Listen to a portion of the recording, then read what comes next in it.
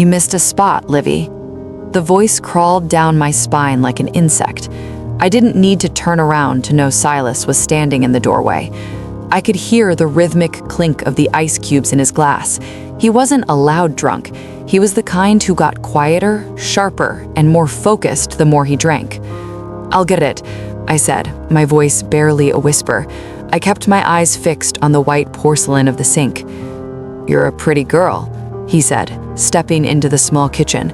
The floorboards groaned under his weight. "Too pretty to be scrubbing floors. You should be grateful I'm here to look after you and your mother. Without me, you'd be on the street." The lie tasted like copper in my mouth. I was the one working double shifts at the bistro. I was the one paying the electric bill while he gambled away his disability checks. But in this house, Silas's reality was the only one that mattered. He moved closer. I could smell the bourbon on his breath now. I tried to move past him to get the trash bag, but he stepped into my path, his hand shooting out to grip my upper arm. His fingers were thick and calloused, squeezing hard enough that I knew there would be bruises by morning. "Let go, Silas," I said, my heart starting to drum a frantic rhythm against my ribs. "Is that any way to talk to the man of the house?" His eyes narrowed, roaming over my face in a way that made me feel physically sick. "Your mother is getting old, Olivia. She's tired. She doesn't appreciate what she has. But you're young. You've got fire." He pulled me toward him, his other hand reaching for my waist. Panic, cold and sharp, flooded my system. This wasn't the first time he'd made comments, wasn't the first time he'd lingered too long in a doorway, but the look in his eyes tonight was different. The predatory hunger was out in the open. "Don't touch me," I shoved at his chest, but it was like pushing against a brick wall. "Come on now, don't be like that," he hissed, his voice dropping to a terrifyingly intimate growl. He pinned me against the counter, the edge of the laminate digging into my lower back. "I do a lot for you. Maybe it's time you did something for me." His hand moved, sliding upward, and the world narrowed down to the sound of my own gasping breath. I didn't think. I reacted. My hand found the heavy glass bowl of fruit on the counter. I swung it with every ounce of terror-fueled strength I had. The bowl cracked against the side of his head. He roared, more in surprise than pain, and his grip loosened just enough. I shoved him with my shoulder and bolted. I didn't run for the front door. I ran for the hallway just as the jingling of keys signaled my mother's arrival. The door swung open, and I practically threw myself at her. Mom, thank God!" I sobbed, my hands shaking so hard I could barely hold on to her coat. "Silas, he tried. He touched me. He pinned me in the kitchen. We have to go. We have to leave right now." I waited for the protective fury. I waited for her to shove me behind her and scream at him. I waited for the mother who used to read me bedtime stories to save me. Instead, I felt her body go stiff, not with protective rage, but with a cold, brittle resentment. She looked past me to the kitchen, where Silas was leaning against the doorframe, rubbing his temple, a small smear of blood on his hand. He looked pathetic, calculatedly hurt. "Elena," Silas groaned, his voice honeyed with fake pain. "I don't know what got into her. I just came in to ask about dinner, and she went crazy, started screaming, hit me with a bowl. I think she's on something, Elena. She's been acting strange for weeks." I looked at my mother, my eyes wide. "That's a lie. Mom, look at my arm. He grabbed me." I pulled up my sleeve, showing the reddening marks of his fingers. My mother looked at the bruises. Then she looked at Silas. She looked at the apartment she couldn't afford on her own, and the man who provided her with a twisted sense of security.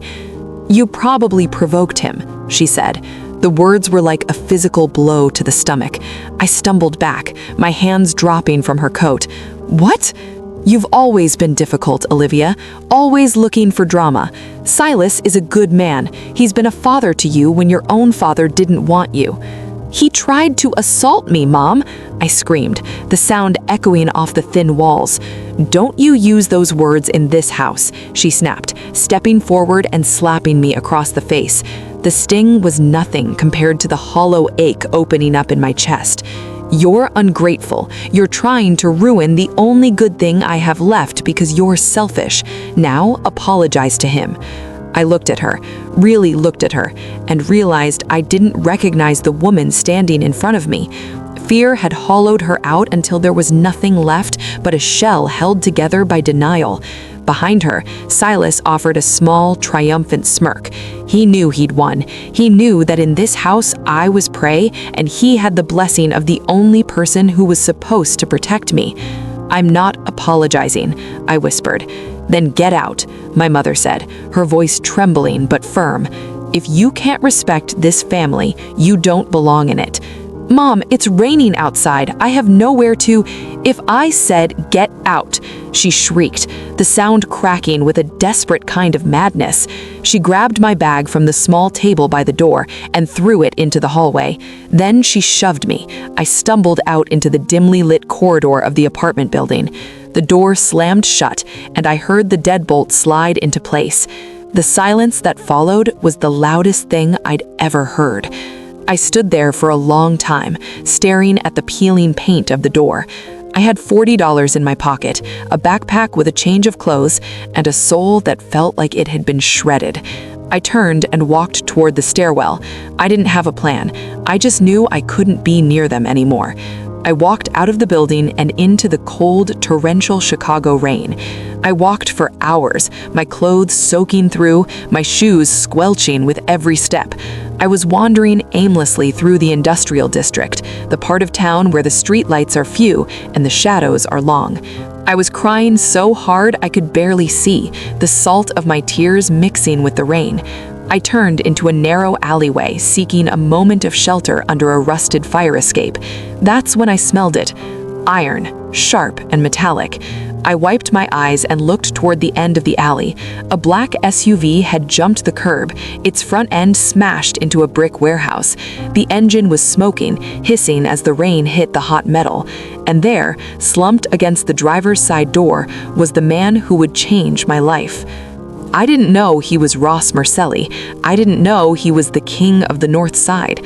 All I saw was someone who looked just as broken and abandoned as I felt. I walked toward him, my own trauma momentarily silenced by the sight of the blood pooling around him. As I knelt in the dirt, the man's hand shot out, locking onto my wrist with the strength of a dying man clinging to the shore. "No, hospitals," he breathed. I looked into his eyes. They were dark, dangerous, and filled with a cold command, but they weren't Silas's eyes. There was no lechery there, only a fierce, terrifying will to survive. "I can't just leave you here," I said, my voice shaking. "Then help me," he rasped, his grip tightening. "Save me, and I'll make sure no one ever hurts you again." It was a devil's bargain. I knew it the moment the words left his lips. But as I looked back toward the life I'd just left, a mother who hated me and a stepfather who wanted to consume me, the devil seemed like a better option. "Okay," I whispered, reaching for his side to stem the flow of blood. I didn't realize by saving his life, I was ending mine. The rain didn't stop. It only grew colder, turning the grime of the alley into a slick, black soup. My hands were deep in the copper-smelling heat of the man's wound, pressing a wad of my only spare sweatshirt against the jagged tear in his side. Every time he breathed, a fresh surge of warmth soaked through the fabric, mocking my efforts. My knees were soaked, the denim of my jeans absorbing the filth of the pavement, but I couldn't move. If I let go, I knew the life in his eyes would flicker out like a candle in a gale. "Stay with me," I whispered, though I wasn't sure if I was talking to him or to my own fading courage. "You said you'd protect me. You can't do that if you're dead. Please, just breathe." His head lolled back against the cold metal of the SUV. His skin was turning the color of ash, a ghostly gray that made the dark stubble on his jaw stand out sharply. But those dark eyes, deep obsidian pools, remained fixed on me. He wasn't looking at me with the hazy confusion of the dying. He was tracking my movements with a terrifying intensity. He didn't groan. He didn't complain. He just watched me, as if he were memorizing the face of the only person in the world who hadn't turned their back on him. I felt a sudden, sharp vibration through the ground. Then the mouth of the alley was flooded with light. 2 sets of high beams cut through the rain, blinding me. I scrambled back, my heart leaping into my throat. Silas? Was my first irrational thought. Had he come to finish what he started? Had he followed the trail of my broken life into this dark corner? But these weren't the headlights of a rusted sedan. 3 sleek black Escalades screeched to a halt, boxing us in with military precision. Doors flew open, and men in heavy, dark overcoats poured out like a shadow taking form. I saw the glint of steel, the cold, unmistakable blue of gun barrels. Real guns. "Don't move, hands where I can see them," one shouted, his voice booming over the roar of the rain. I froze, my blood-stained hands held up in the air, trembling. "I'm helping him, he's hurt, don't shoot." "Move away from him, girl, or I'll put a hole in you myself," a man with a scarred neck and eyes like flint growled, stepping forward with his weapon leveled at my chest. He didn't see a girl, he saw a witness, he saw a threat. "Stand down." The voice was weak, little more than a rasping whisper, but it carried the weight of a mountain.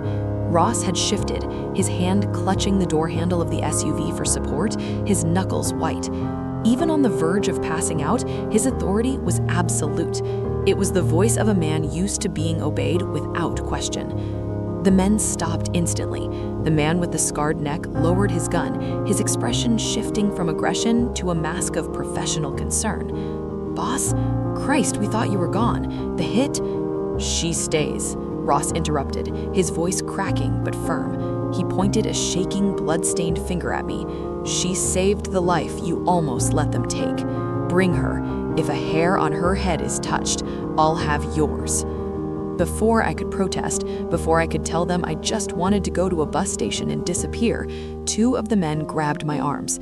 They didn't hurt me, but their grip was like iron, a physical manifestation of the world I had just stepped into. They hoisted me toward the middle SUV, while others swarmed Ross, lifting him with practiced, clinical efficiency. I was shoved into the plush leather interior of the back seat. The door slammed shut, and the sounds of the rain were replaced by the low hum of a high-end engine and the scent of expensive cologne, gun oil, and terror. We moved through the city like a ghost fleet. The driver didn't care about traffic laws. We blew through red lights and veered through industrial parks, weaving through the shadows of the elevated train tracks to stay out of sight of any patrol cars.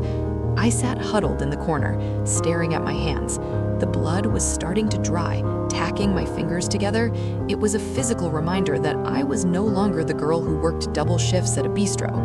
That girl had died in a kitchen earlier tonight. I felt the weight of the night finally crushing me.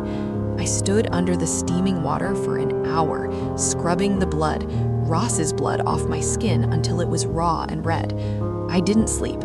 I sat by the window in a plush velvet chair, watching the sunrise bleed a bruised purple over the horizon, wondering how my life had shattered so completely in a single evening. The next afternoon, the heavy oak door unlocked with a metallic thud.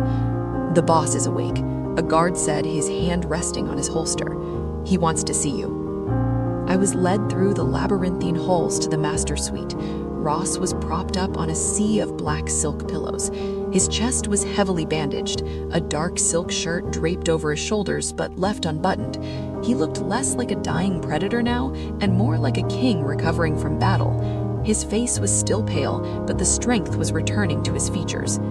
"Sit," he commanded, gesturing to a chair by the bed. I sat, my hands tucked under my thighs to keep them from shaking. The air in the room felt electric, heavy with the weight of his presence. "Are you going to let me go now?" I asked, my voice sounding small even to my own ears. "I saved you. Isn't that enough?" Ross let out a dry, hacking laugh that made him wince and clutch his side. "Let you go, Olivia? My men did a background check while I was under the knife. You're a girl with a vanished father, a mother who has already signed a statement claiming you're a drug addict who attacked her husband, and a stepfather who is currently telling the precinct that you stole $5,000 from his safe before you ran." My heart dropped into my shoes. "That's a lie. I didn't touch his money. He tried to touch me." "I know," Ross said, his gaze softening just a fraction, though his voice remained flint. I saw the bruises on your arms. I saw the way you flinched when my men grabbed you. But the police don't care about the truth. They care about who pays them.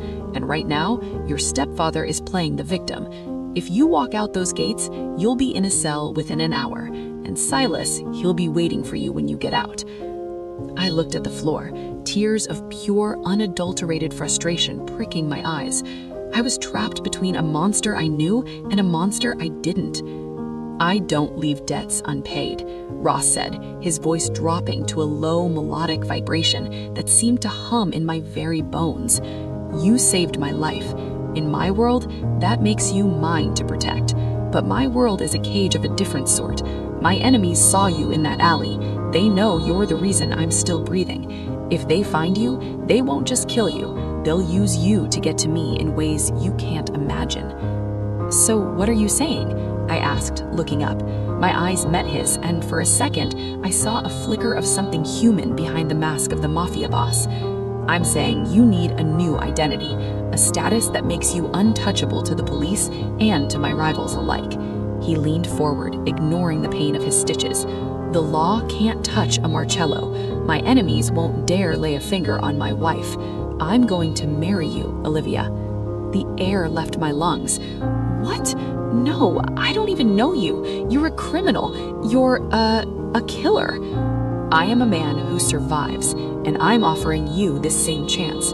Marry me, and I will make the charges against you vanish by morning. I will ensure your stepfather never draws a breath within 100 miles of you, or perhaps ever again if you wish. You'll have everything: wealth, safety, power. In exchange, you give me your loyalty.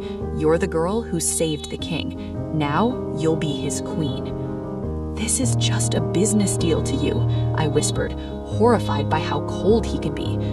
Everything is a business deal, Ross replied, his eyes dark and unreadable, but this one keeps you alive. And in this city, that's the best deal you're ever going to get. I thought of the alley. I thought of the blood on my hands.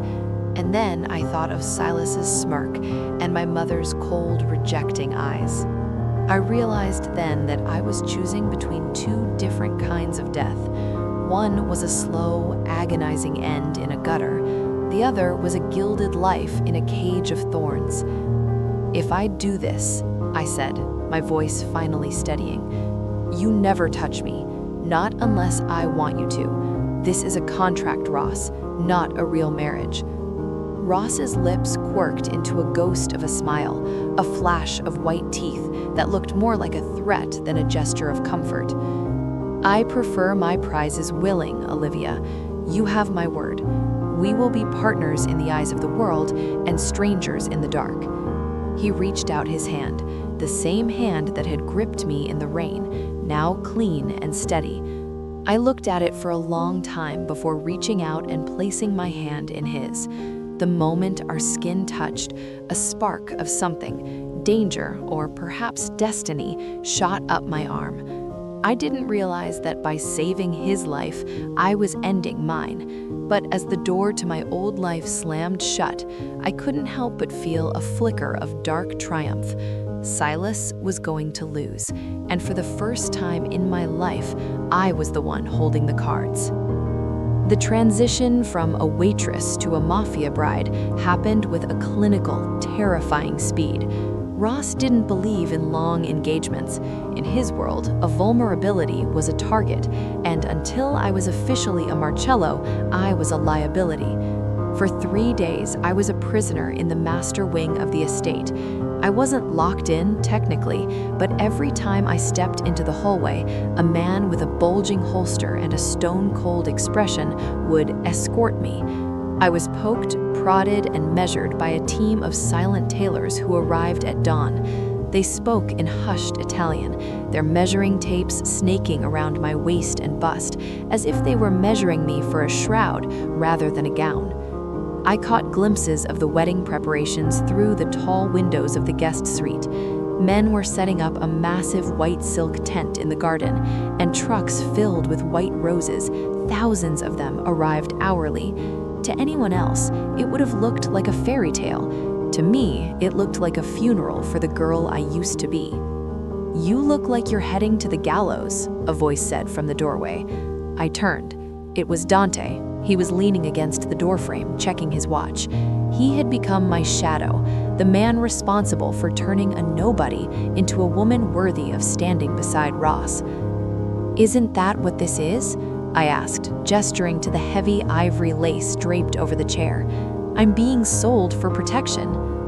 "You're being elevated," Dante corrected, his voice devoid of emotion. "Ross could have had you tucked away in a safe house or silenced you permanently to keep his location that night a secret. Instead, he's giving you his name. Do you have any idea what that name is worth in Chicago?" "I'd rather have my freedom," I snapped. Dante stepped into the room, his eyes narrowing. "Freedom is a myth for people like us, Olivia. You were a slave to your stepfather's whims and your mother's cowardice. Now you'll be a pillar of an empire. Choose which cage you prefer, but don't pretend the world outside is kind." He left before I could argue. He was right, and that was the part that burned the most. The wedding morning was a blur of hairspray, silk pins, and the cloying scent of lilies. When I finally stood before the full-length mirror, I didn't recognize myself. The dress was a masterpiece of vintage lace, high-collared and long-sleeved, clutching my curves like a second skin.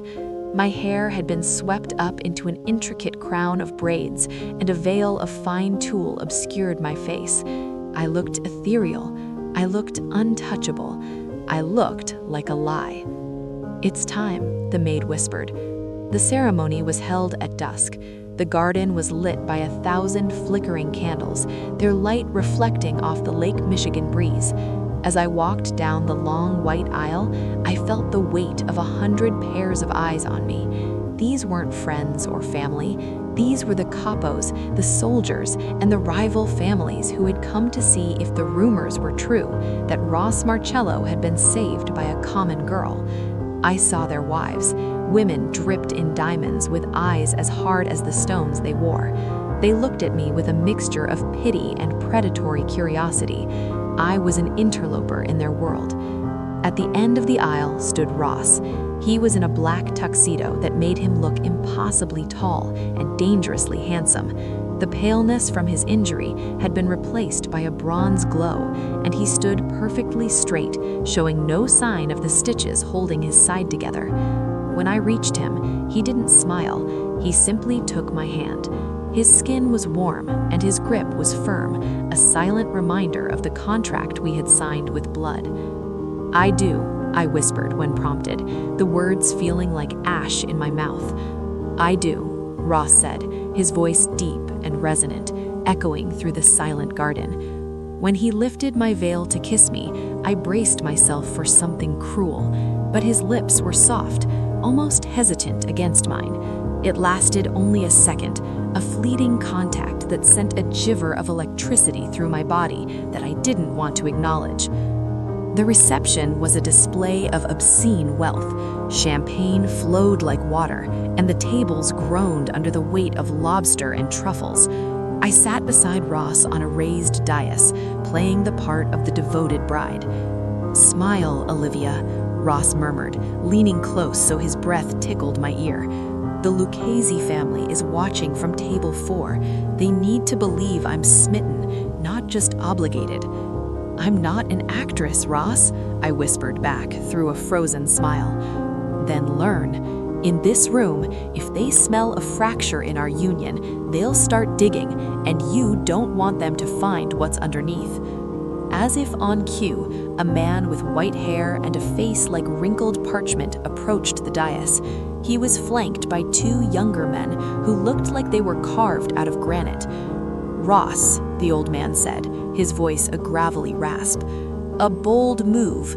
Saving the king deserves a reward, but a wedding? Some might say you've gone soft, marrying a girl from the streets." I felt Ross's hand tighten on mine under the table. His posture didn't change, but the air around him suddenly turned frigid. "Don Marcella," Ross said, his voice smooth as silk. "I didn't marry her because I went soft. I married her because she has more courage in her pinky finger than half the men in this room. She's a Marcello now. I suggest you treat her as such." The old man's eyes flickered to me, cold and assessing. "Of course, my apologies to the lady." He bowed slightly, but the malice in his gaze remained. As the night wore on, the pressure began to take its toll. The music was too loud, the flowers too sweet, and the eyes too heavy. I felt like I was suffocating. "I need air," I whispered to Ross. "5 minutes. Dante will follow you." I slipped out a side door and into the cool night air. I walked towards the stone balustrade overlooking the lake, the sound of the waves crashing against the rocks below, providing a temporary relief from the noise inside. I leaned my head against the cool stone, closing my eyes. "You don't look like a happy bride." I jumped, spinning around. Standing in the shadows was a woman. She was beautiful, with hair the color of spilled wine and a dress that was little more than a shimmer of red silk. She held a cigarette in one hand and a glass of dark liquid in the other. "I'm tired," I said, trying to regain my composure. "I'm Sophia," she said, stepping into the light. Her eyes were filled with a sharp, glittering jealousy that made my skin crawl. I was supposed to be in that dress. Our families had a pact. And then you, this little stray, show up and ruin 10 years of planning. "I didn't ask for this," I defended myself. "Oh, I know. Ross doesn't ask, he takes," Sophia sneered, moving closer until I could smell her heavy perfume. "But let me give you a piece of advice, Queen. This world eats girls like you for breakfast. You think you're safe because he has his ring? You're just a shield.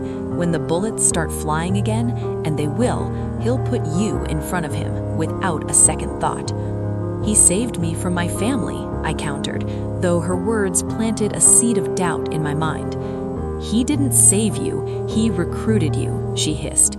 "Keep your eyes open, Olivia, or you might not live long enough to see your first anniversary." She turned and vanished back into the party, leaving me alone with the cold wind and the sound of the dark water. When I returned to the dais, Ross looked at me, his brow furrowing. "What happened? You're pale." "Nothing," I said, sitting down. "Just the wind." Hours later, the last guest had departed, and the house fell into a heavy, watchful silence. The honeymoon was to be spent right here in the fortress. I stood in the center of the master bedroom, the heavy lace of my dress feeling like lead. The door opened, and Ross walked in. He had discarded his jacket and tie, his shirt unbuttoned at the collar.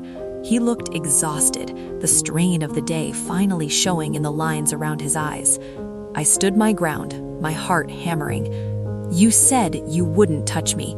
You gave your word." Ross stopped a few feet away. He looked at me, really looked at me, and for a moment, the mask of the boss dropped. He looked like a man who was carrying the weight of the world on his shoulders, and for the first time, I wondered if he was as much a prisoner of this life as I was. "I'm a man of my word, Olivia," he said softly. He walked past me to the massive mahogany wardrobe and pulled out a silk robe, tossing it onto the bed. "The bedroom is yours. I'll be in the study. There's a lock on the door. Use it if it makes you feel better." He turned to leave, but stopped at the door. "And Olivia?" "Yes?" Sophia is a bitter woman, but she wasn't lying about one thing. This world is a meat grinder. Tomorrow, your training starts. If you're going to be my wife, I need you to know how to kill a man as easily as you saved one. He closed the door, and I heard his footsteps fade down the hall. I walked to the door and turned the key, the click echoing in the vast, silent room. I leaned my back against the wood and slid down to the floor, buried in a sea of white lace, and finally, I let the tears fall. I was safe from Silas, I was safe from my mother, but as I looked around the gilded walls of my new life, I realized I had just traded one monster for an entire army of them. The morning after the wedding didn't begin with a slow awakening in silk sheets. It began with a bucket of ice-cold water in the face, metaphorically speaking. At precisely 6 a.m., a sharp rap on the heavy oak door startled me out of a fitful sleep. I had spent the night on top of the covers, still partially encased in the ruins of my bridal hairstyle, clutching a decorative pillow as if it were a shield. "Get up, Olivia. The sun is up. and so are your enemies." It was Ross. His voice was devoid of the husky, late-night quality it had possessed in the bedroom hours before. It was the voice of a commander. I scrambled out of bed, rubbing the sleep from my eyes. I found a set of tactical clothes laid out on the chaise lounge: black leggings, a moisture-wicking shirt, and sturdy boots. There was no lace here, no silk. This was a uniform. 30 minutes later, I was led not to a breakfast nook, but to the basement of the estate. I had expected a wine cellar or a gym. Instead, I walked into a state-of-the-art shooting range and a matted combat room. The air here smelled of ozone, gun oil, and sweat. Ross was already there, stripped down to a black t-shirt that stretched over his broad shoulders. He was cleaning a handgun with practiced, rhythmic movements. He didn't look up when I entered. "In my world," he began, his voice echoing against the soundproofed walls, "there are two types of people: those who pull the trigger and those who wait to be hit. You've spent your whole life waiting to be hit, Olivia. Your mother, Silas, the streets, you let them dictate the terms of your existence. That ends today." "I'm a man of my word, Olivia," I reminded him, my voice trembling slightly. "I saved your life. I thought that showed I had some backbone." "It showed you have a heart," Ross said, finally looking up. His eyes were cold, like polished flint. "A heart is a liability. It makes you hesitate, and hesitation is what gets you a closed casket funeral. Today, we start with the basics: how to stop a man twice your size from taking what's yours." The next 4 hours were a descent into a special kind of hell. Ross didn't go easy on me. He spent the first hour teaching me how to fall, how to roll, and how to use my lower center of gravity to throw a man off balance. I was bruised, breathless, and frustrated. Every time I went down, he stood over me, his face impassive. "Again," he would say.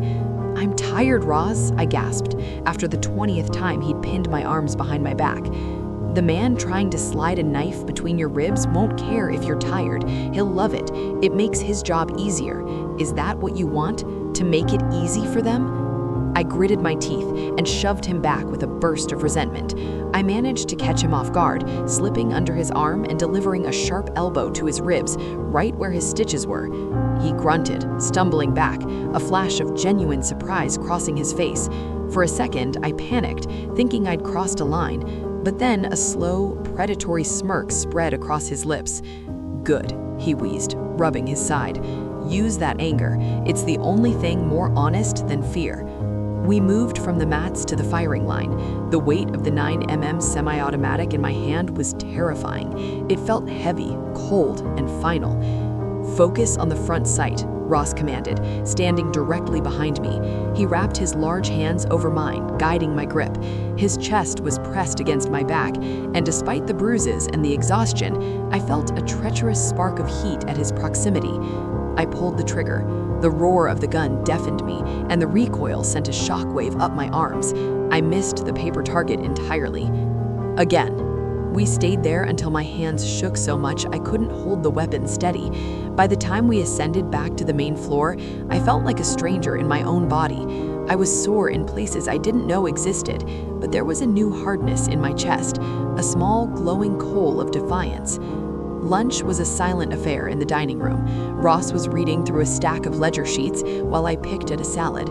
The quiet was broken by the entrance of Dante, who looked more haggard than usual. "We have a problem," Dante said, ignoring me and speaking directly to Ross. "The shipment from the docks was intercepted. 2 of our men are dead. The rest are in custody." "Which precinct?" Ross asked. Didn't move, but the atmosphere in the room shifted instantly.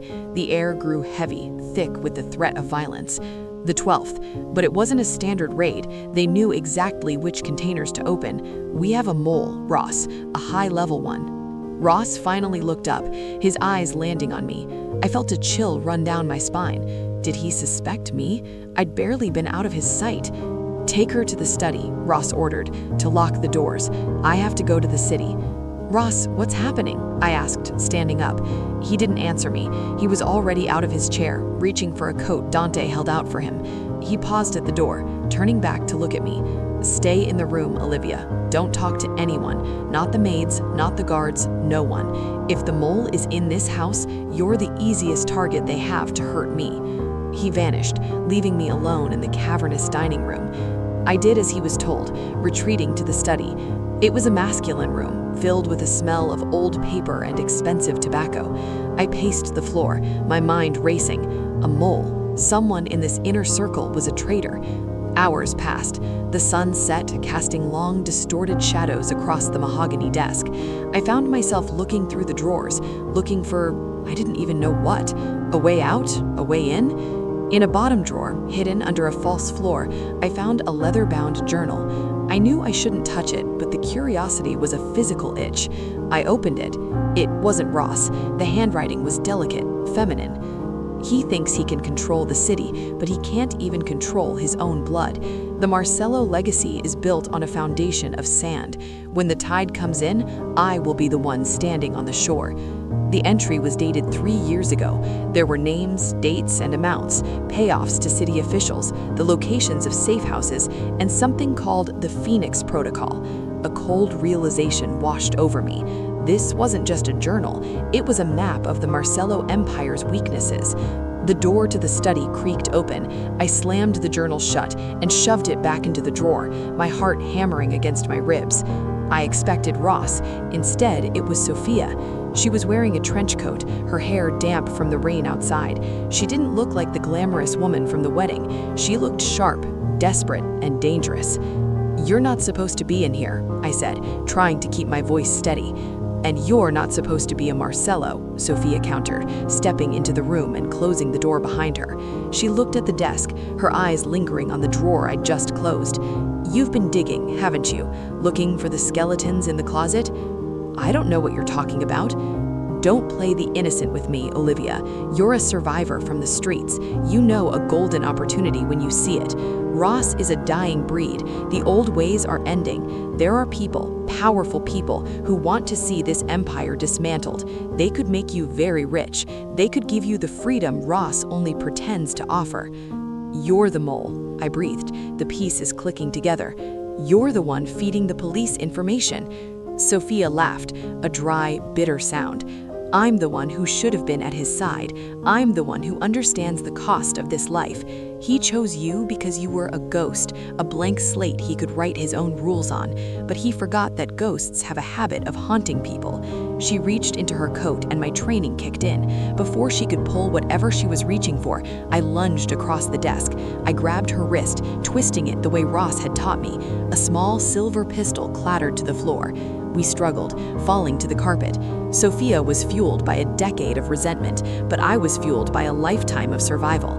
I managed to get on top of her, pinning her arms down.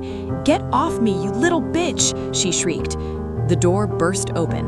Ross stood there, his face splattered with blood, his eyes wild. He took in the scene, the gun on the floor, me pinning Sophia, and the open desk drawer. "Olivia," he rasped.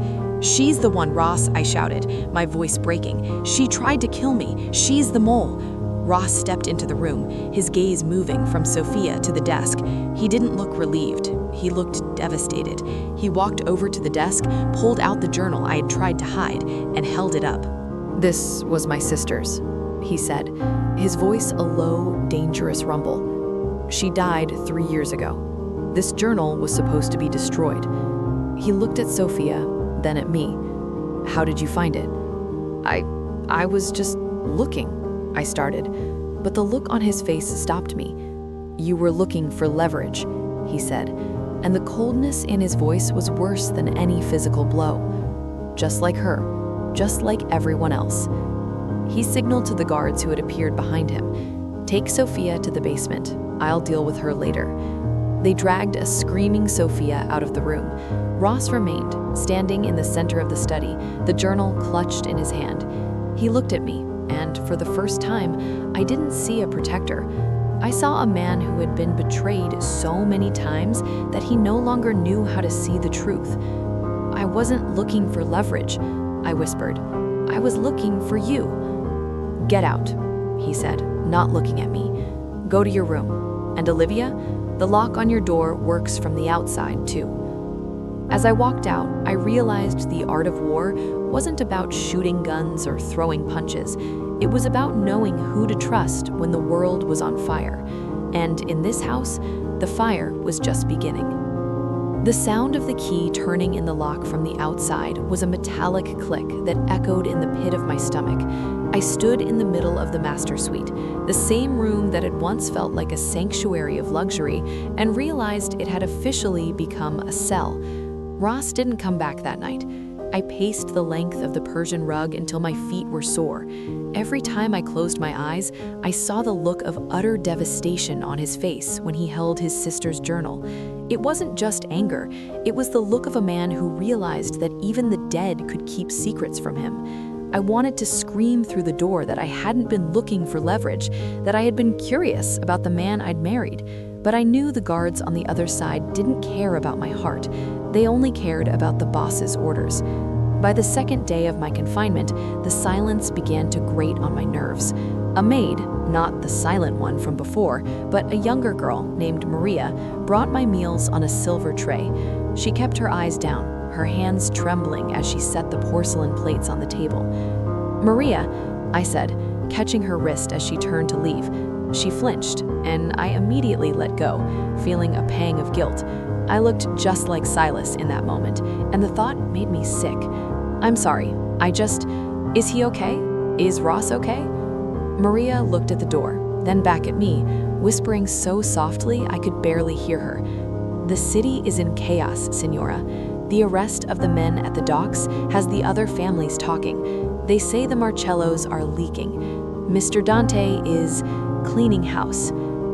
Cleaning house was a polite way of saying there was blood in the basement. "And Sophia?" I asked. Maria's face went pale.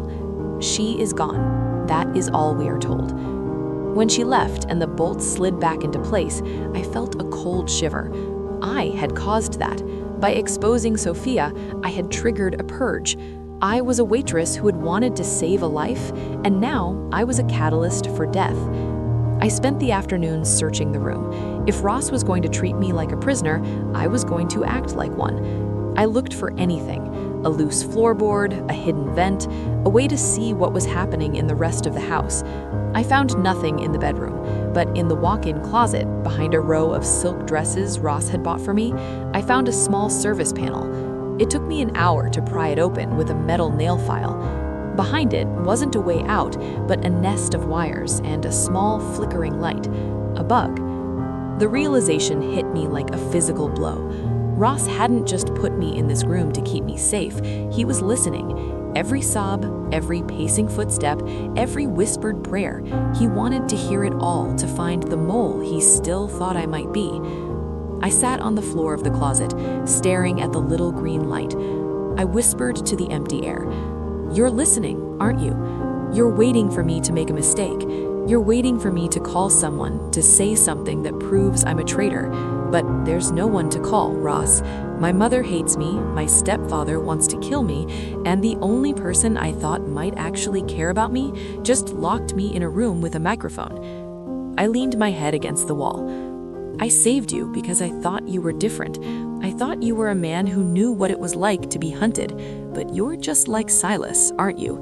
You just use different tools to keep your power." I didn't expect a response, and I didn't get one. But that night, the door finally opened. Ross stood there. He looked like he hadn't slept in 48 hours. His shirt was wrinkled, his jaw was covered in dark stubble, and the smell of gunpowder and expensive bourbon clung to him like a second skin. "I'm not like him," he said, his voice a low, gravelly rasp. "You heard me." I stood up, crossing my arms over my chest. "Then prove it. Open the door and let me walk out those gates." Ross stepped into the room, closing the door behind him, but he didn't lock it. He walked to the window, staring out at the dark expanse of the lake. "I can't do that. Not because of the journal, not because of Sophia, but because the Lucchese family just put a $500,000 bounty on the woman who saved Ross Marcello." I felt the air leave my lungs. "A bounty? Why?" "Because you're my only weakness, Olivia," he said, turning to face me. The intensity in his eyes was overwhelming. "In this world, we don't have wives. We have alliances. We have pawns. But you were an anomaly. By saving me, you branded yourself. If they kill you, they prove I can't protect my own. If they turn you, they break the Marcello legacy. You aren't just a girl anymore. You're a flag, and every rival in this city wants to tear you down. So I'm a prisoner for life? I asked, my voice cracking. You're a student, he corrected. He walked toward me, stopping only inches away. He reached out, his thumb brushing the line of my jaw. It was a terrifying tenderness. I can't let you out there as you are. You're too soft. You still think the truth matters. In Chicago, the only thing that matters is who is left standing when the smoke clears. I saw the bug in the closet. Ross, I said, refusing to back down from his gaze. He didn't blink. I know. I put it there, and I heard what you said. You think I'm a monster. Maybe I am, but I'm the monster that is keeping you out of a shallow grave. He dropped his hand and turned away.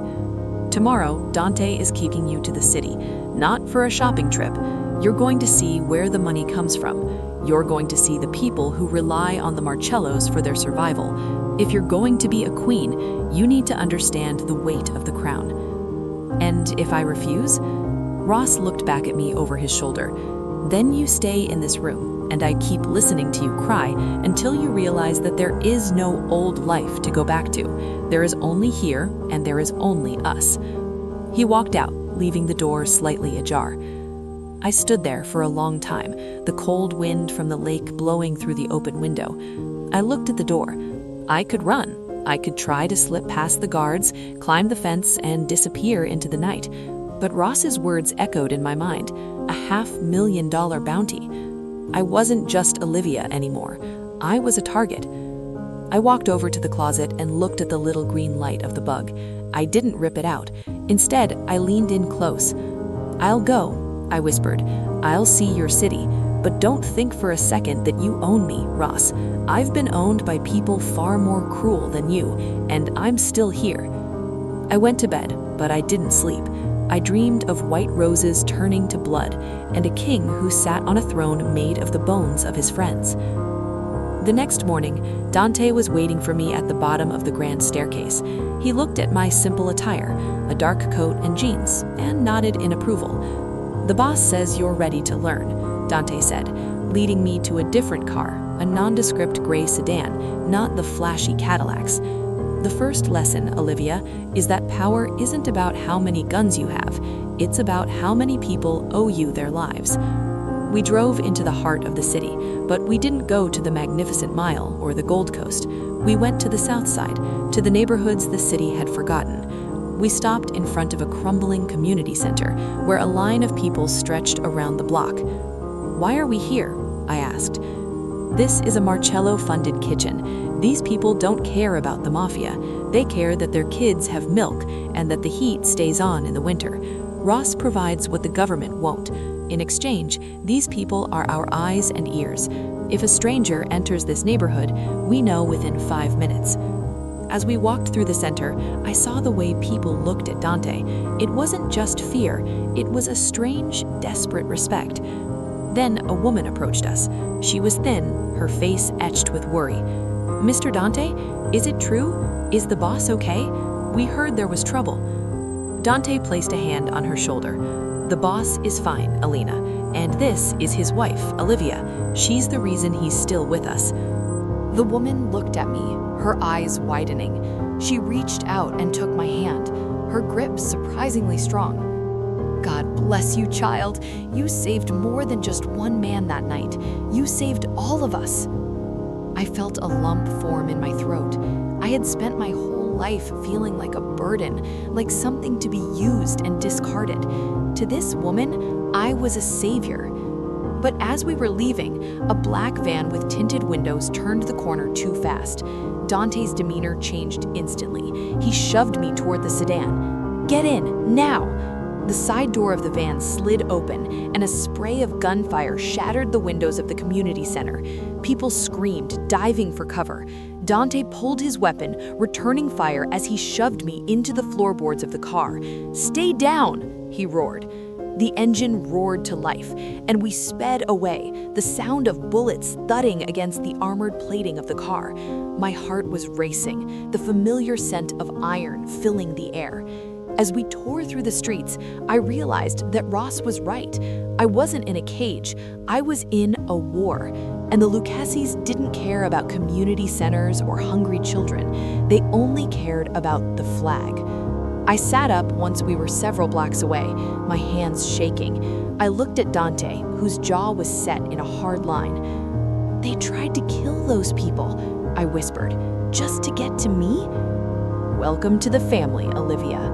Now you know why the boss doesn't sleep." When we got back to the estate, Ross was waiting on the porch. He didn't ask if I was okay. He just looked at the bullet holes in the side of the car, then at me.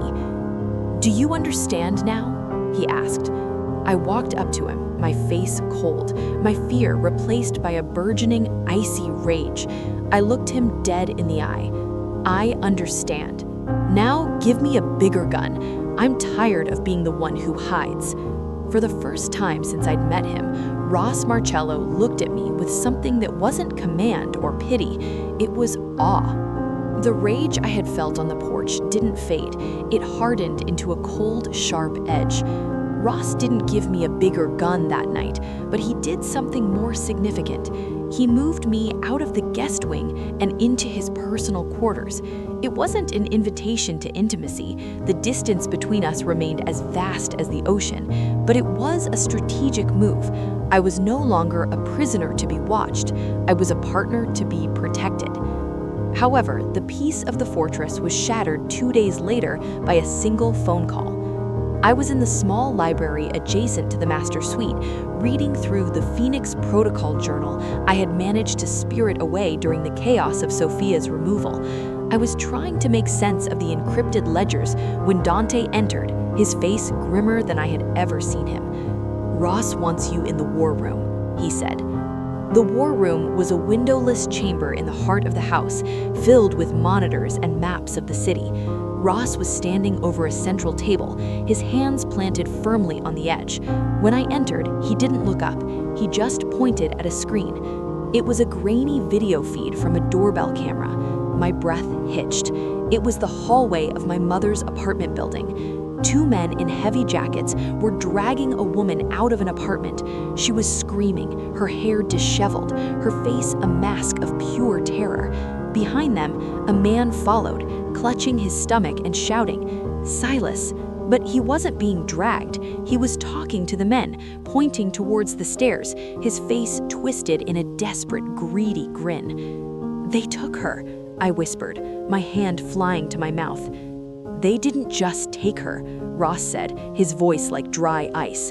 "Your stepfather sold her. He made a deal with the Lucchese lieutenants.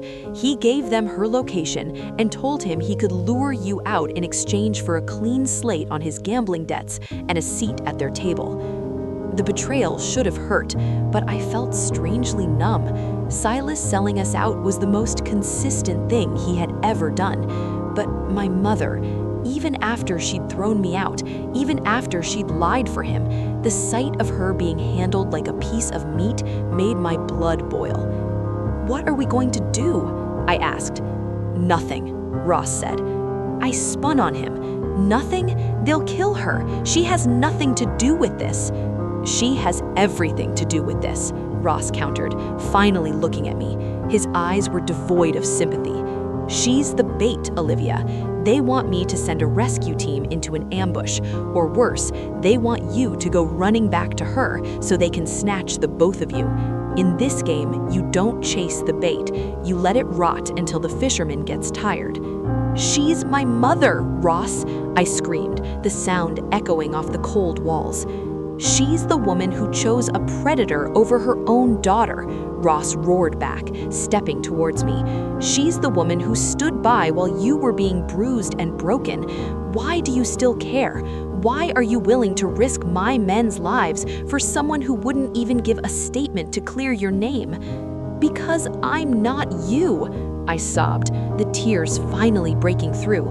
"I'm not a monster who calculates the value of a life based on a ledger. If I let her die, then Silas wins. Then this world wins. I have to save her." Ross grabbed my shoulders, his grip tight. If you leave this house, you die. Is that what you want? To die for a woman who already buried you? I'm not leaving without your help, I said, wiping my eyes and looking him dead in the face. You said I was a Marcello now. You said you don't leave debts unpaid. You owe me your life. I'm calling in that debt.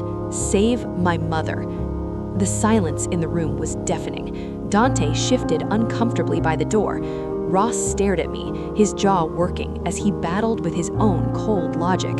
For a long moment, I thought he was going to say no. I thought he was going to walk away and let the darkness claim the last piece of my old world. Dante, Ross said, never breaking eye contact with me. Yes, boss? Find out where they're holding her, and find out where Silas is hiding. I want them both. Ross, Dante started to protest. Do it, Ross barked, and get the girl a vest. If she wants to be a savior, she's going to see exactly what it costs. The rescue operation was set for midnight. We weren't going in with a small team. Ross was sending a message. We arrived at a derelict packing plant on the south side in a fleet of blacked-out USVs. I was strapped into a Kevlar vest, a compact pistol tucked into my waistband, a gift from Ross that I hoped I wouldn't have to use. Stay behind me, Ross commanded as we moved through the shadows of the warehouse. If I tell you to run, you run. Don't look back. The air was thick with the smell of rot and damp concrete. We moved with a terrifying silence, a line of ghosts in the dark. Suddenly, the silence was shattered by a single shot. Go, go, go, Dante shouted. The warehouse erupted into chaos. Muzzle flashes lit up the darkness like strobes. I followed Ross, my heart hammering so hard I thought it would burst. He moved with a brutal elegance, his weapon barking as he cleared the way. I saw men fall, men who probably had been laughing about my mother hours before. We reached a small office in the back of the plant. Ross kicked the door in. Inside, my mother was tied to a chair, her mouth taped shut.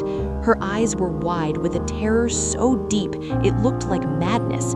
Standing over her was a man I didn't recognize, a Lucchese soldier, and beside him, cowering in the corner, was Silas. Olivia, Silas shrieked when he saw me. Tell them I helped. I told them you'd come. I did what they asked. The Lucchese soldier didn't hesitate. He grabbed my mother, pulling her up and pressing a gun to her temple. Drop it, Marcello, or the old lady gets a new hole in her head. Ross leveled his gun at the man's face, his hand steady as a rock. You kill her, you don't leave this room. I don't care about the woman, but my wife does, and I've learned it's bad for business to upset my wife. Please, my mother muffled a scream through the tape, her eyes fixed on me. Let her go, I said, stepping out from behind Ross. My voice was surprisingly calm. The fear had reached a peak and then turned into something else, a cold, analytical clarity. Silas is the one you want. He's the one who made the deal. He's the one who's useless to you now. The soldier's eyes flickered to Silas, who was shaking like a leaf. In that split second of distraction, Ross moved. He didn't shoot the soldier, he shot the light bulb above their heads. The room plunged into darkness. I heard a grunt, a struggle, and then the sound of a body hitting the floor. Someone grabbed my arm and pulled me down. Stay down, Liv, Ross's voice whispered in my ear. A second later, the backup lights flickered on. The Lucchese soldier was on the floor with a bullet hole between his eyes. Ross was standing over him, his gun still raised. But my mother wasn't looking at the dead man. She was looking at me, and then at the blood on Ross's shirt. When I stepped forward to untie her, she flinched away from me. Mom, it's me. It's Olivia, I said, reaching for the tape on her mouth. I pulled it gently. I expected her to hug me. I expected her to say she was sorry. You brought them here, she hissed, her voice cracking. You and your gangster. Look at what you've done. She gestured wildly at the dead man and the smoke-filled room. You're just like them now. You're a monster. The words cut deeper than any Lucchese bullet ever could. I felt the breath leave. Silas? Silas, are you hurt? Did they hurt you? She went to him. She went to the man who had sold her for a gambling debt. She helped him stand, her hands hovering over him with the same motherly care she had never shown me. I stood there, my hands hanging uselessly at my sides. I felt a hand on my shoulder. It was Ross. He didn't say anything. He didn't have to. The look in his eyes said everything. I told you. "What about him?" Dante asked, pointing his gun at Silas. Silas looked at me, his eyes wide and pleading. "Olivia, please. I'm your father. I'm family. Don't let them—" "You're not my father," I said, my voice cold and dead, "and you're not my family." I looked at my mother, who was holding Silas's hand, looking at me with nothing but pure, unadulterated hatred. I realized then that Ross was right. I had been trying to save a ghost. The woman who had loved me was gone, replaced by this hollowed-out creature of fear and habit. "Let them go," I said to Ross. "Olivia," Ross started. "Let them go," I repeated. "Give them $10,000 and a bus ticket to anywhere but here. If I ever see them in Chicago again, I won't stop you from doing whatever you want. But tonight, I want them gone." Ross looked at me for a long time, searching my face. Then he nodded to Dante. "You heard her. Get them out of my sight." As they were led away, Silas didn't look back. My mother did. She looked at me one last time, and in her eyes I saw that she didn't see her daughter. She saw a Marcello. I walked out of the warehouse and stood in the cold night air. The rain had started again, the same Chicago rain that had brought me to Ross. I felt a weight lifting off my heart, a heavy, painful weight that I had been carrying for 19 years. Ross walked up behind me. He didn't try to comfort me.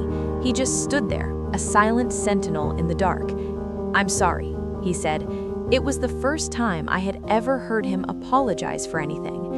"Don't be," I said, turning to him. I reached out and took his hand. His skin was rough, scarred, and warm. I looked back at the warehouse, at the world I had finally left behind. "I'm ready now, Ross," I said. "Tell me about the Phoenix Protocol. Tell me who we have to kill next." Ross's grip on my hand tightened.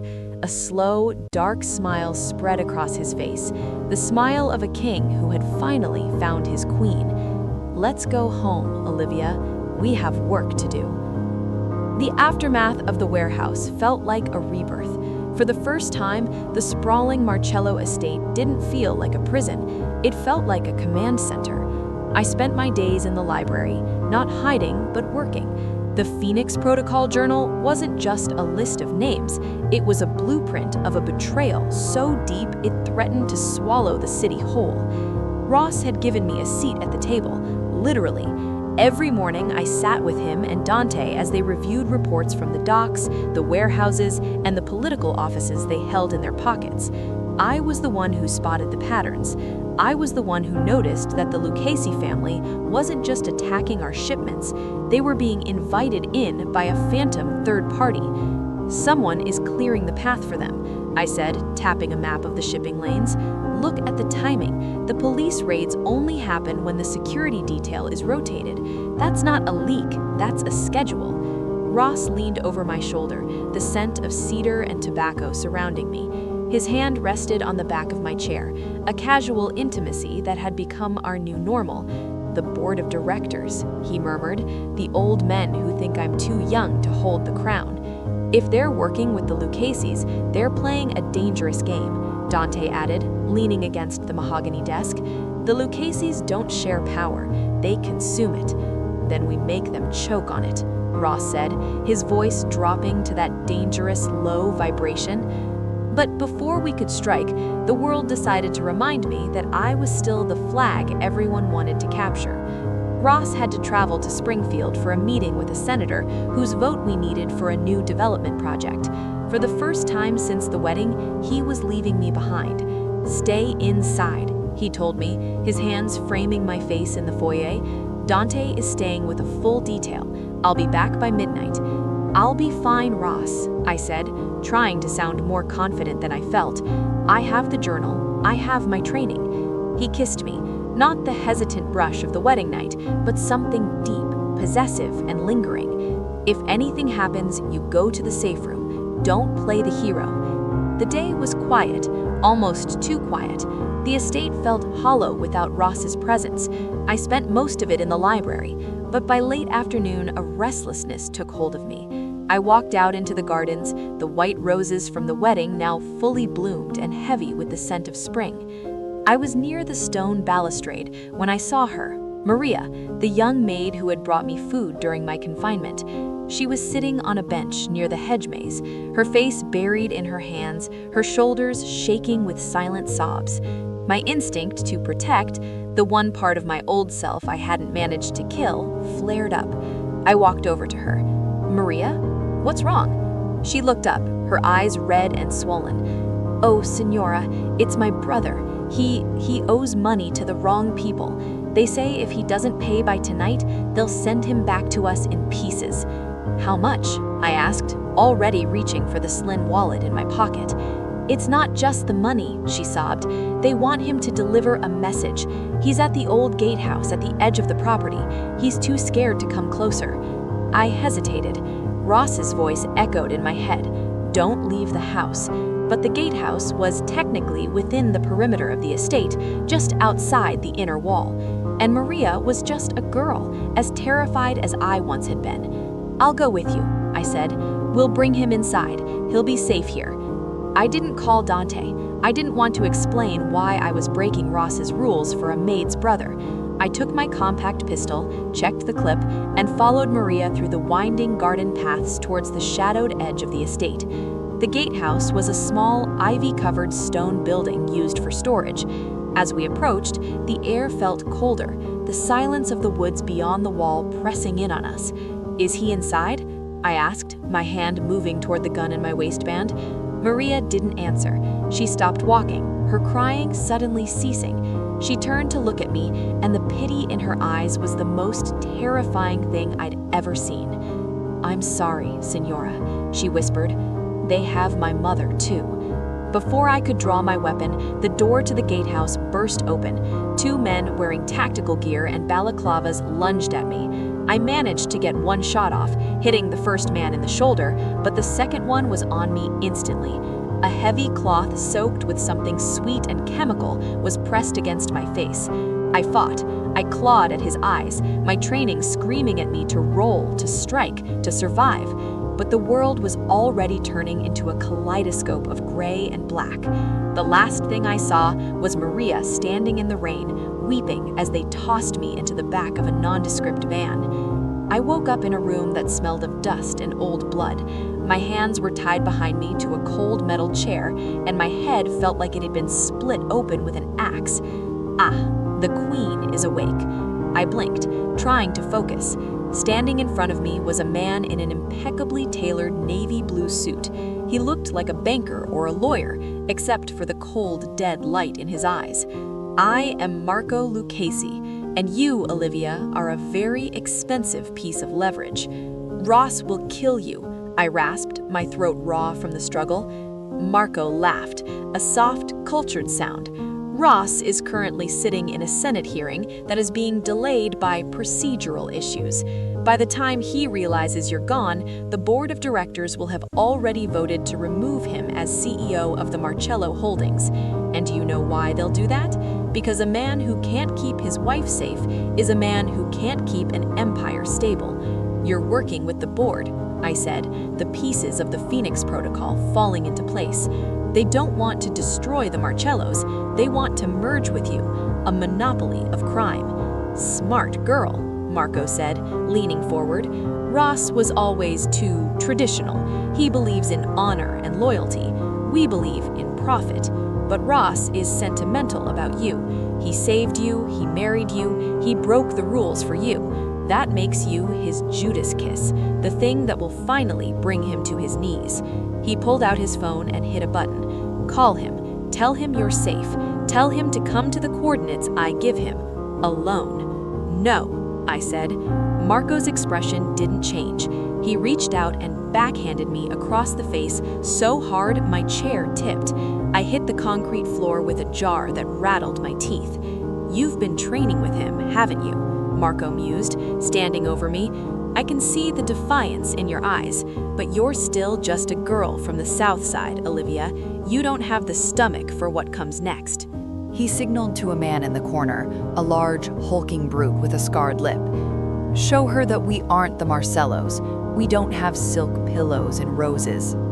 The next hour was a blur of pain.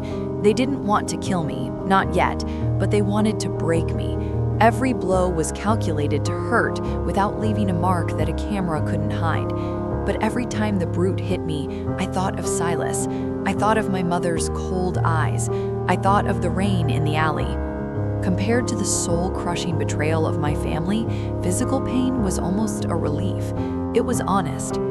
"Is that all you've got?" I spat, blood bubbling on my lip. "I've been hit harder by a drunk in a kitchen." Marco looked surprised. He signaled the man to stop. "You have spirit. It's a pity. You would have made a fine Lucchese." The door to the room flew open. A soldier ran in, looking panicked. "Sir, the perimeter. Something's wrong. The sensors went dark." Marco frowned. "Ross is in Springfield. He couldn't possibly." And a deafening explosion rocked the building, throwing everyone to the floor. Dust and plaster rained down from the ceiling. Through the ringing in my ears, I heard the rhythmic thud, thud, thud of a suppressed machine gun. The door didn't just open, it was blown off its hinges. Ross didn't come in with a team. He came in alone, a shadow against the smoke and fire. He didn't look like a businessman or a king. He looked like the Grim Reaper. He didn't speak. He moved with a speed that defied his size. Marco's men didn't even have time to raise their weapons. In 3 seconds, the room was silent. The Lucchese soldiers slumped against the walls. Marco scrambled for his gun, but Ross was faster. He stepped on Marco's wrist, the sound of snapping bone echoing in the small room. Ross didn't even look at him. He dropped to his knees beside me, his hands shaking as he pulled a knife to cut my zip ties. "Olivia," he breathed, his voice thick with a terror I had never heard before. "Olivia, look at me." I fell into his arms, my body finally giving way to the shock. "You came," I whispered. "I told you," he said, pulling me against his chest, his heart hammering against mine like a trapped bird. He stood up, tucked me under one arm as if I weighed nothing, and leveled his gun at Marco's head. "The board is dead, Marco," Ross said, his voice cold enough to freeze the blood in the air. "I didn't go to Springfield. I went to the shareholders' meeting with the journal. They're all being picked up by the feds as we speak. And you're going to be the witness that puts the Lucchese name in the dirt forever." You used her as bait," Marco gasped, clutching his broken arm.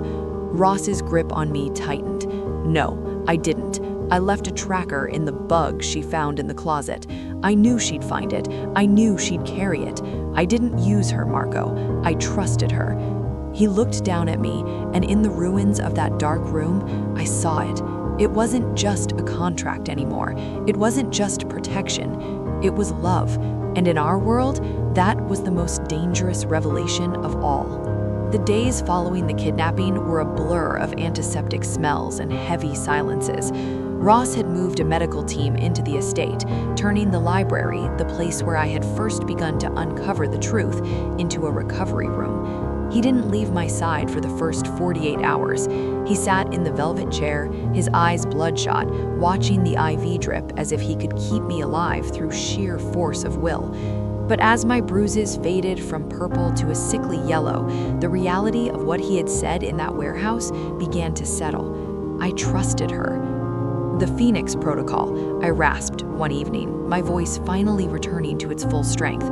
"In the journal, Ross, it wasn't just a list of payoffs, it's a contingency plan." Ross looked up from a stack of documents. The hardness in his face softened for a fleeting moment. "I know. My sister, Clara, she saw the board turning before she died. She was the one who designed it. It's a scorched earth script.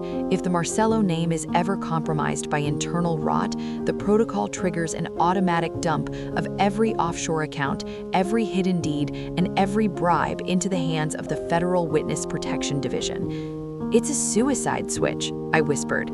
"It's a reset button," Ross corrected, standing up and walking to the bed. He sat on the edge, his weight shifting the mattress. I reached out, my fingers trembling slightly as I brushed the back of his hand. "Marco said the board is dead, Ross. What did you do?"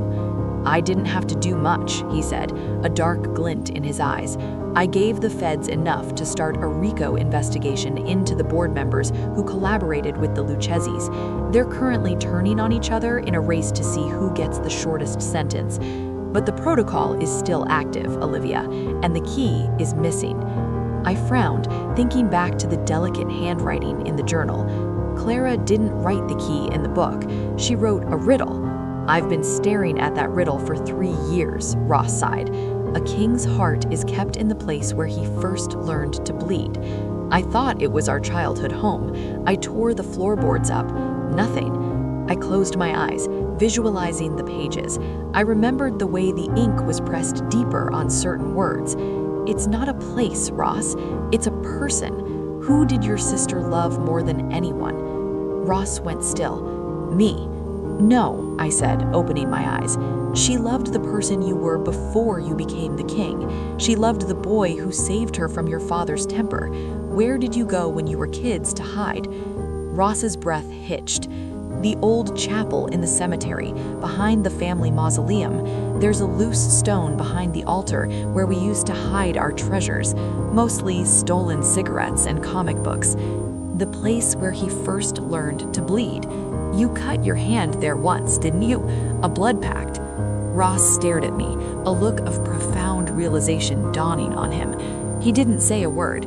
He leaned forward and pressed his forehead against mine, his eyes closing. "You're smarter than all of them combined," he breathed. "No wonder they're afraid of you." The next night, despite the doctor's protests, I insisted on going with him. We drove to the Catholic cemetery on the outskirts of the city.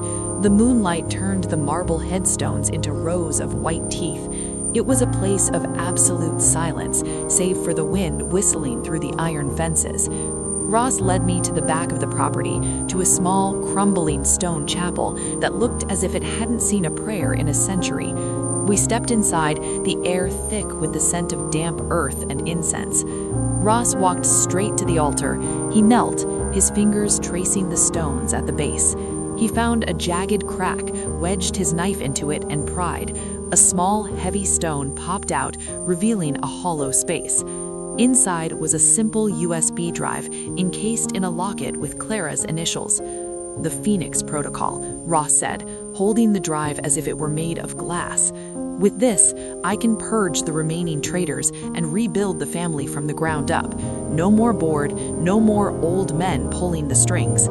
You'll be truly alone at the top," I said, the gravity of the moment settling over us. Ross stood up, the locket glinting in the moonlight.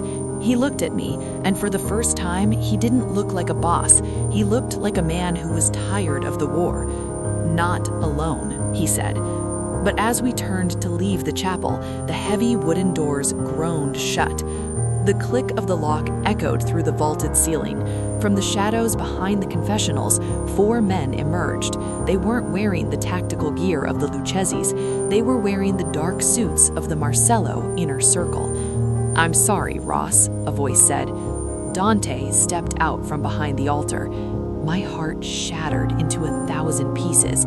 Dante, the man who had trained me, the man who had been Ross's shadow since they were boys. "Dante?" Ross's voice was dangerously low, vibrating with a pain he couldn't hide. "Tell me you're here to help." "I'm here to save the family, Ross," Dante said, his gun leveled at Ross's chest. "You've lost your way.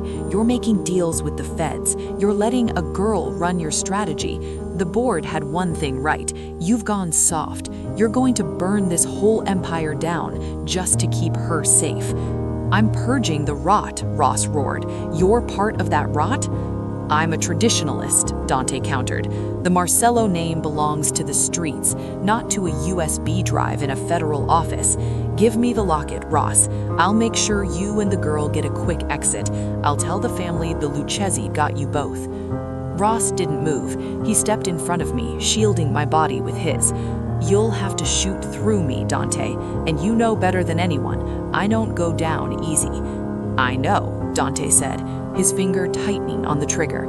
"That's why I brought help." The three men with Dante raised their weapons. I felt a surge of adrenaline, the cold clarity of the warehouse returning. I wasn't the waitress anymore. I was the woman who deciphered the protocol. "Dante," I shouted, stepping out from behind Ross. "Look at the locket." Dante's eyes flickered to the drive in Ross's hand for a split second. It was all the opening Ross needed. He didn't draw his gun. He threw the heavy stone he'd pried from the altar at Dante. It caught him in the throat, sending him stumbling back. Ross tackled me to the floor as the chapel erupted in gunfire. Bullets chipped the stone pillars above our heads, raining dust down like snow. Ross pulled his weapon, firing 3 shots in rapid succession. 2 men fell. The third dove behind a marble tomb. "Go to the side door," Ross shouted, shoving the locket into my hand. "Get to the car. If I don't make it, you take that to the address on the back of the locket. It's a secure line to a man named Miller. He'll protect you."